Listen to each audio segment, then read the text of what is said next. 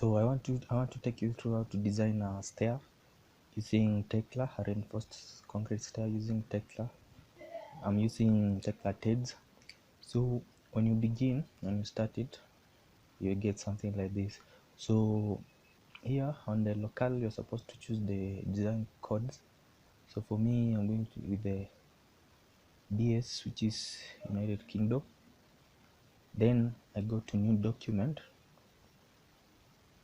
and on this side you can see you can do anything you want here. If you want to analysis, beams, columns, or walls, steel, most probably we will try to do each of these later on.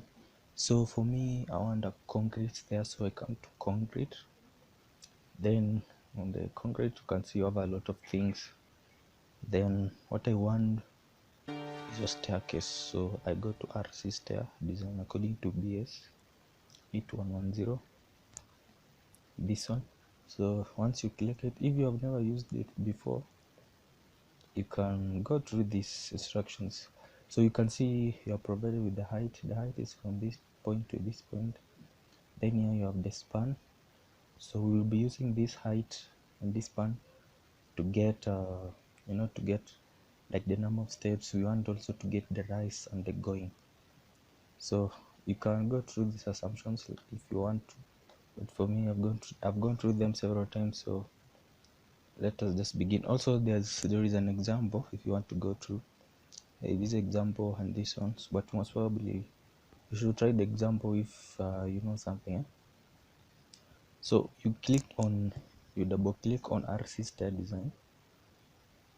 So right now I'm assuming that you know how to calculate the imposed loads and all that things. You know the GK and QK already, so you know how to do these things. That's my assumption, but I just want to show you the simplest way of doing it in Tekla. So what we have here, this is the landing, also this is the upper landing, and this is the lower landing. Then here you can see we have the steps. Here we have 10 steps, and our height is 1750. So if you want to get like for instance the rise, if you want to get the number of steps, you can take the height and you divide by the rise. Let's see, you have a calculator. So like my height is 1750. I divide by like 175. This will give me 10, which is the number of steps. And if you want to get the going, well, let me assume you want to get maybe the rise. You don't know the rise to use. Mostly the rise I think is between 150 to around 250 or 300. I'm not sure. 325. So if you want to get maybe the number of steps, yeah, that's how you do it. Or you want to get, you already have the, let me assume you have the height and you want to know the number of steps. So in that case, you want to know the rise. You can take the height, then you divide by the number of steps, it will give you the rise. Then the going, if you take the going and you multiply by you multiply by the number of steps, it will be able to give you the length from here to this point. But from this point to this point, you should know that you have 9 steps.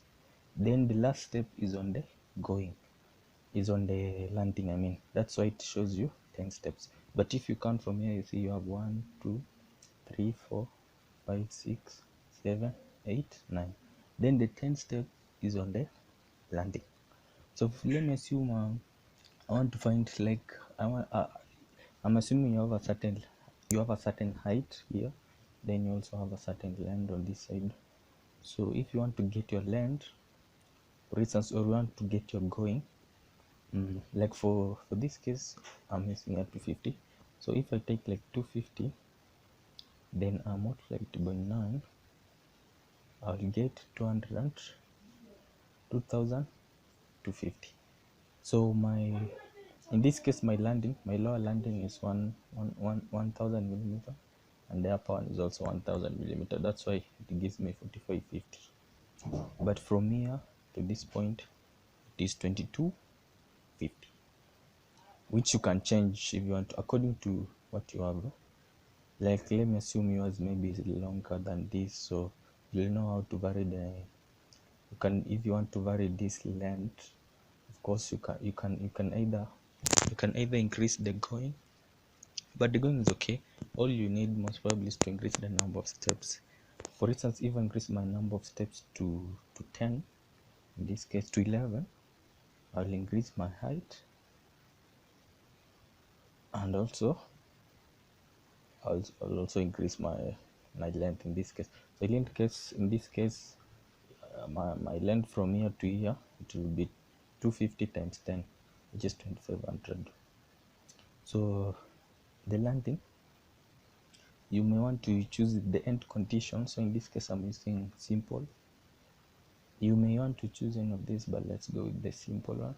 Then the length of my landing, I'm using it as 1000 like I told you before. Then the depth is 200, but let me use 175. Then also in this case let me use 175. As you can see, you have already been provided with the standard depth for the landing. Then you press OK. In this case, let me just go with 10 of them. So yeah, this is the span of the of your stair waster from here to here, like from here to here, it is 175. So after you're done with the geometry, press next. So in this case, you just enter material characteristics, like let me go here with 30 class 30 FCU. Then here let me just leave it to 500, but you are provided with 250 and also 500 days strength of reinforcement. Then the nominal cover to reinforcement, I'm assuming you're using a BS, so you know which one to use here. I'm going with 25. Then this one, this of course the density of concrete, let me go with 24. Then this one of course is 1.6 and 1.4.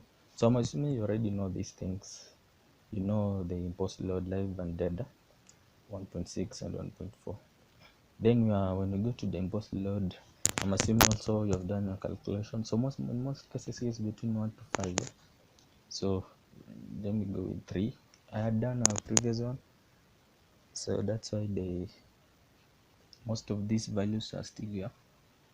Then for the finishers, let me just leave it 1.2. Then next. So in this case, the mid-span reinforcement. So Tekla makes it easy for you. You just have to choose like which type of reinforcement you want. So as you can see, if it's 12, there is fail because the area required is greater than the provided area. So what you can do here, let me increase or I can just leave it to 12. Let me increase it to 16. The diameter, not 16, the diameter of the reinforcement bar. So this is pass. So the span, I want also to play with the span here. Reinforcement spacing is 200. So let me see what happens if.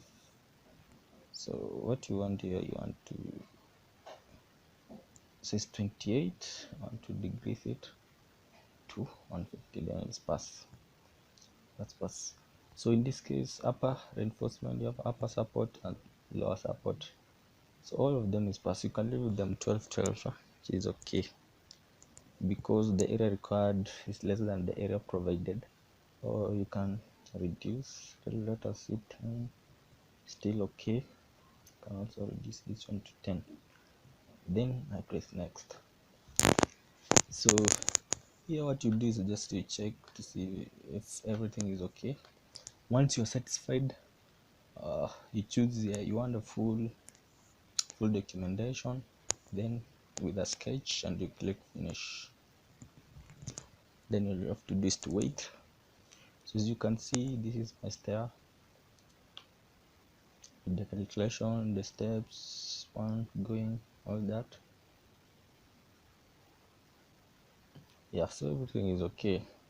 So you can save it, or you can edit the header. If you want to edit maybe the project name, you just come to the header, you double click and you edit what you want.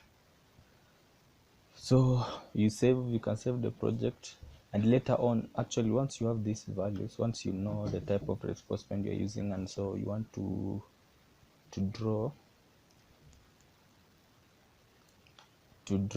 show them in a drawing, you can do that. You can easily do that one in Tekla Structures. It will just take you like 2 minutes, or 3 or 5 minutes. I'll show you later. All you have to do is to draw your stair, and then you go and click the reinforcement and you edit like you want this type of reinforcement.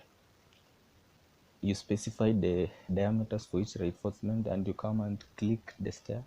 It will input for you automatically, and then what you do, you transfer that to a 2D drawing easily. You just click once and it will generate the annotation for you. I mean the text and the measurements, it will generate it for you.